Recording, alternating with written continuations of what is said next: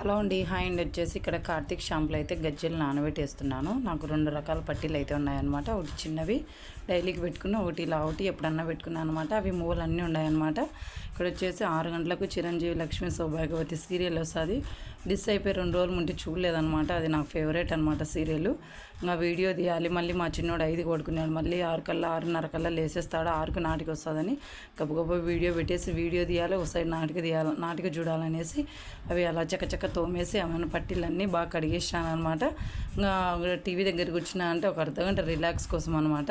అలా టీవీ చూస్తూ నాటిక చూస్తూ టీవీ దగ్గర చేసే పనులు బట్టలు మడతేసుకోవడం, బట్టలు ఎత్తి పెట్టుకోవడం, సెల్లులో ఎడిటింగ్ చేసుకోవడం, వేటికన్నా అన్నీ ఎడిటింగ్ చేసి పెట్టుకుంటాను అనమాట. నాటికి అన్నీ అయిపోయినాక చిన్నోని అందరిని నిద్రపిచ్చేసి నైట్ టైము వాయిస్ ఓవర్ ఇస్తాను.